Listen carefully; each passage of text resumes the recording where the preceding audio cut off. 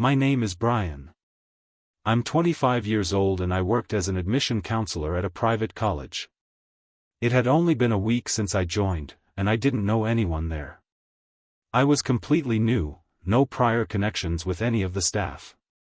One day, while I was busy with some work, a woman came into the office. She seemed to be around 35 to 38 years old and was extremely attractive. I asked her, "How may I help you?" She replied, "Oh, no, I just came looking for a teacher." She told me she was coming to the admission office, so I thought I'd check here too. She sat quietly on the sofa. A couple of minutes later, she asked, "Are you new here?" I said, "Yes, I've been here for just a week." She asked how the job was going. I replied, "It's going fine.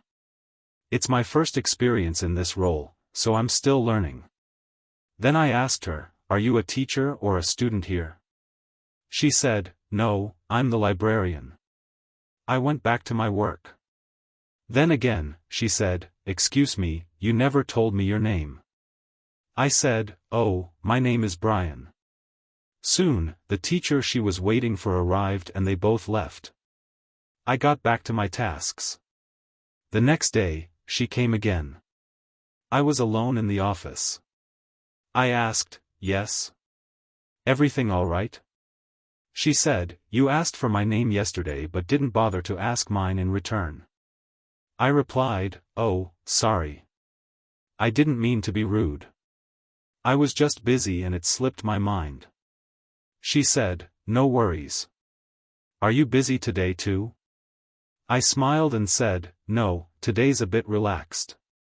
"What's your name?"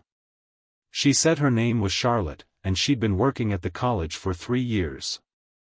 I found her very attractive, but I didn't let it show. One day, I was walking through the corridor when I ran into her. I tried to pass quietly, but she said hello. I was a little startled and responded softly with, "Hi." After a couple of days, she began visiting my office regularly and would chat with me. But I kept my interactions minimal, as I didn't want any complaints. I was still new and being cautious. One day, 10 minutes before closing time, Charlotte came into my office. That day, my 2 colleagues had left early, and I was alone, waiting to lock the office. She asked, "Do you have a problem with me?" I was surprised and said, "No, not at all." "Why?" She said, "I've noticed you never talk to me openly. If my presence bothers you, you can just tell me. I won't come again." I assured her, "It's nothing like that. Maybe you're overthinking. I don't have any issue with you." Days passed like this. The college library was on the lower floor. One day, I went downstairs just exploring the campus, and she saw me. She said, "Sir, what brings you down here?" I said, "Just walking around. It's my first time seeing the lower floor. Thought I'd explore it too." She asked, "Have you seen the library?" I said, "No, it's my first time down here." She smiled and said, "Come, let me give you a tour." I followed her. She showed me around and explained everything, the books, the sections. As I was about to leave, she said, "Sir, at least sit for a while. I won't let you go like that. Let me order something from the canteen." I said, "No need, thank you. I was just wandering around." Still, she insisted and ordered cold drinks. We sat and talked. During our conversation, I noticed she kept looking at me with very affectionate eyes. I ignored it every time. Another day, I went downstairs again and she called me to her office. She said her laptop was acting up. I checked and fixed it within a few minutes. Meanwhile, she ordered lunch and said, "Sir, please eat with me." I refused, but she insisted since it was already ordered. So I had a little food with her and went back to my office. After a couple of days, she began visiting my office regularly and would chat with me. But I kept my interactions minimal, as I didn't want any complaints. I was still new and being cautious. One day, 10 minutes before closing time, Charlotte came into my office. That day, my two colleagues had left early, and I was alone, waiting to lock the office. She asked, "Do you have a problem with me?" I was surprised and said, "No, not at all." "Why?" She said, "I've noticed you never talk to me openly. If my presence bothers you, you can just tell me. I won't come again." I assured her, "It's nothing like that. Maybe you're overthinking. I don't have any issue with you." Days passed like this. The college library was on the lower floor. One day, I went downstairs just exploring the campus, and she saw me. She said, "Sir, what brings you down here?" I said, "Just walking around. It's my first time seeing the lower floor. Thought I'd explore it too." She asked, "Have you seen the library?" I said, "No, it's my first time down here." She smiled and said, "Come, let me give you a tour." I followed her. She showed me around and explained everything, the books, the sections. As I was about to leave, she said, "Sir, at least sit for a while. I won't let you go like that. Let me order something from the canteen." I said, "No need, thank you. I was just wandering around."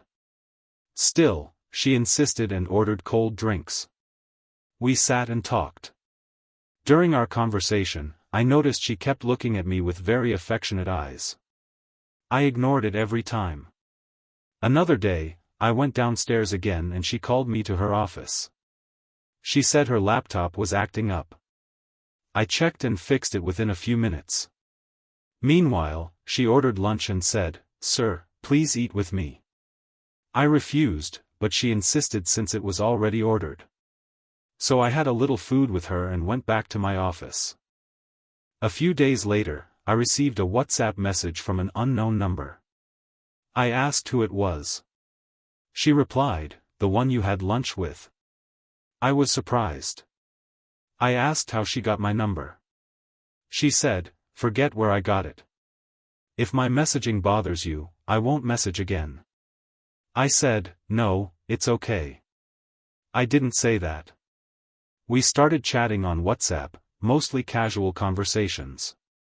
One day during office hours, she messaged me and said, "Sir, come downstairs. I have a surprise for you." I was shocked and asked what it was. She replied, "Just come, I'll show you." I went to the library. When I entered, she said, "Sir, please lock the door."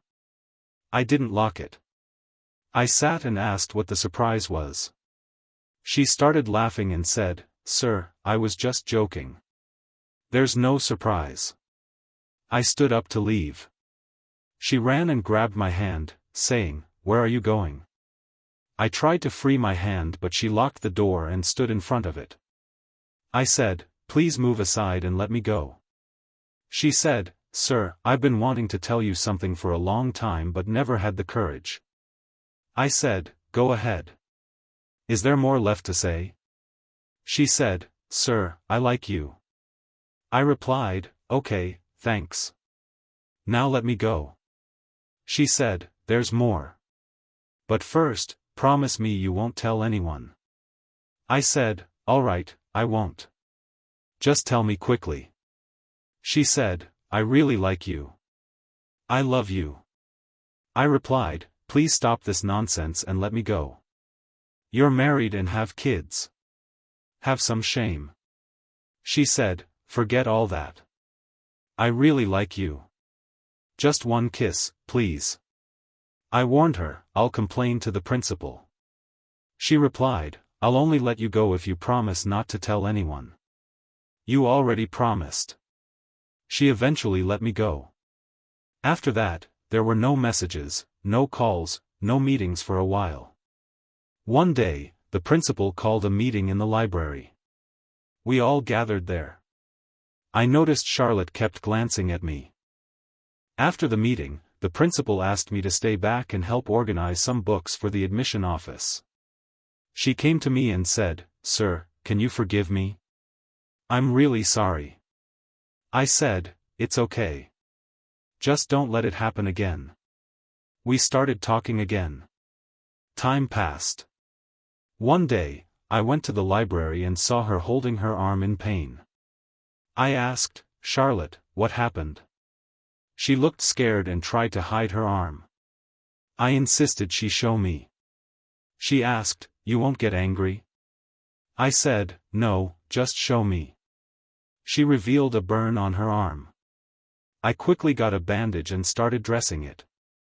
She was very close to me while I did this. She looked at me affectionately and said, "Sir, why are you so good? It's your nature that makes me like you." I asked, "Don't you love your husband?"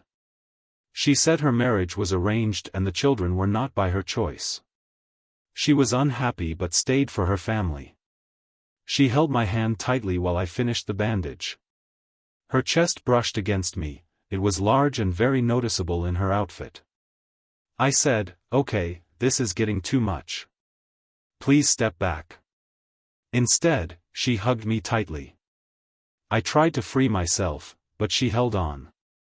In that moment, I began to feel something too, and I hugged her back. She asked if I wanted to kiss her. Without saying anything, I kissed her. She kissed me back, passionately. That day, we ended up becoming physically intimate. Afterward, I quickly returned to my office. A few days later, she approached me again and asked why I hadn't been visiting the library. I told her, whatever happened, was just an accident. She said, "That was the most beautiful moment of my life. I truly care about you." Eventually, I went to the library again, and the same thing happened between us once more. After that second time in the library, something between me and Charlotte changed forever. We didn't say it out loud, but there was now an invisible thread tying us together. It was confusing, thrilling, and terrifying all at once. The next few days, she didn't come to my office. I didn't message her either. But my mind was occupied. Every time I passed by the staircase that led to the library, my steps would slow. Every time my phone buzzed, I hoped it was her. And when it wasn't, a strange emptiness settled over me. Then one afternoon, while I was sorting some files alone, a soft knock came at the office door. It was her. Charlotte stepped inside without waiting for an invitation. She didn't say a word, just sat on the same sofa where we first met. There was something different about her. Her face looked pale, her smile faint. "I've been avoiding you," she said quietly. I looked at her, unsure what to say.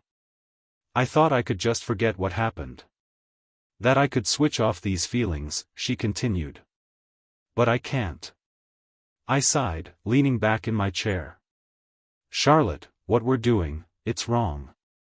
You know that." "I know," she whispered, "but it doesn't feel wrong when I'm with you." Her words hit me hard. I was torn, my mind screamed to pull back, but my heart? My heart had already wandered into a place it shouldn't have. She stood up and walked toward me, slowly, hesitantly. She reached across the table and touched my hand. "Brian, I don't want to ruin your life. But I need someone. I need comfort. Not just physically, but emotionally. My home is a prison, and you're the only escape I have." I didn't pull my hand away. That evening, we didn't touch. We just talked, for over an hour. She told me about her childhood, her forced marriage, her loneliness. She spoke with tears in her eyes, and I listened in silence. For the first time, I saw her not just as the attractive librarian who flirted with me, but as a woman who had lived through quiet suffering. After that day, we began to meet secretly, sometimes in her library office, sometimes in the staff break room when no one was around. Our conversations turned deeper. There was laughter, there were secrets, and there were stolen glances during meetings that only we understood. But with every moment we spent together, the risk grew heavier. One Friday afternoon, while everyone else was at a seminar, I slipped down to the library. Charlotte was waiting. She had lit a small vanilla-scented candle and closed the blinds. "You planned this?" I teased. She smiled. It's not wrong to plan something beautiful, is it? I kissed her without thinking. And again, like last time, our kisses turned hungry. We made love again, quietly, urgently, like two people who were trying to breathe in each other just to survive. Afterwards, she lay against my chest, breathing softly. "Do you ever think about what will happen to us?" she asked. "All the time," I whispered. "But you never say anything." "Because I don't know what the right thing is anymore." She sat up slowly, adjusting her scarf, her face serious now. "Duke, I love you. I mean it. But I'm trapped. My family would never accept a divorce. My kids, they are too young to understand. And I can't be someone's secret forever," I said, almost in a whisper. Her eyes filled with tears, but she nodded. "I know. I understand." That day, we didn't promise anything. We just silently agreed that we would continue as long as we could. As long as no one found out. As long as our hearts could take it. A few weeks passed. I noticed a shift. She wasn't as available anymore. Messages took longer to come. Visits became less frequent. When I confronted her, she admitted that her husband had grown suspicious.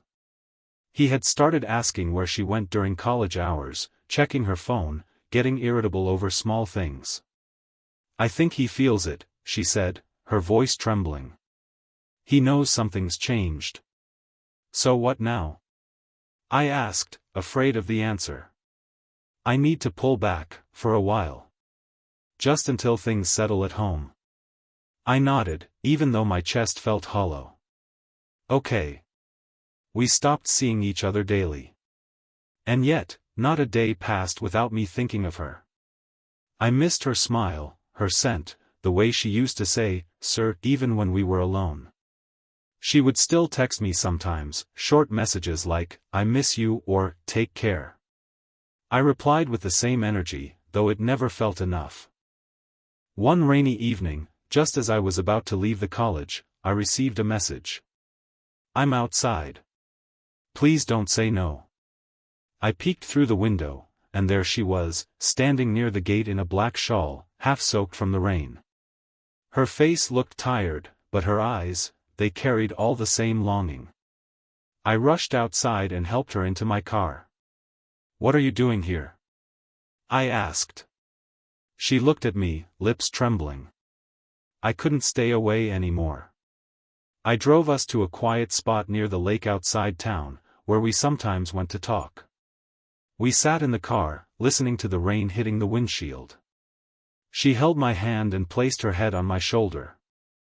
"I feel like I'm losing myself," she said. "Every day I live a life that's not mine. But when I'm with you, I feel like me again." "I'm here," I whispered. "You're not alone." She lifted her head, her eyes searching mine. "Can we stay like this? Even if just for tonight?"